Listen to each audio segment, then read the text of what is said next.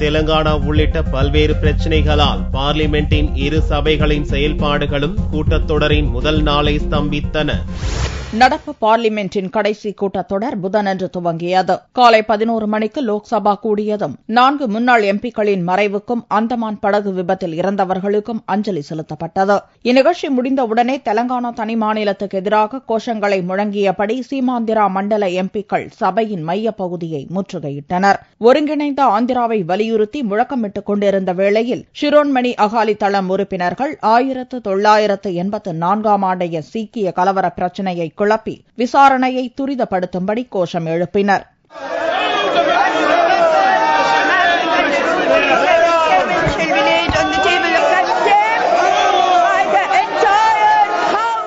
டெல்லியில் அருணாச்சல பிரதேச மாணவர் நிடோ தானியா தாக்கப்பட்ட சம்பவத்தை கண்டித்து கோஷமிட்ட இடதுசாரி உறுப்பினர்கள் வடகிழக்கு மாநிலத்தவருக்கு எதிரான இனவிரோத தாக்குதலை தடுத்து நிறுத்த வேண்டும் என போஸ்டர்களை காட்டினர். பல்வேறு பிரச்சினைகளால் கடும் கூச்சல் குழப்பம் ஏற்பட்டதால் சபையை பகல் 12 மணி வரைக்கும் ஒத்திவைப்பதாக சபாநாயகர் மீராகுமார் அறிவித்தார். மீண்டும் சபை கூடிய போது மாணவன் நிடோ தானியா மீதான தாக்குதலுக்கு கண்டனம் தெரிவித்து தீர்மானம் நிறைவேற்றப்பட்டது.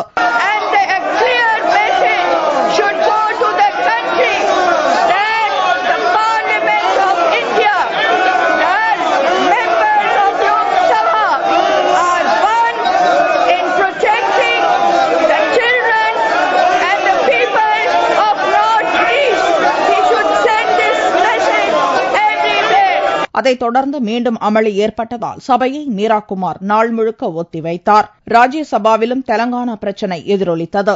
ஆந்திர எம்பிக்கள் சபை தலைவரின் இருக்கையை முற்றுகையிட்டு ஒருங்கிணைந்த ஆந்திராவை வலியுறுத்தும் அட்டைகளை காட்டி கோஷமிட்ட வண்ணம் இருந்தனர்.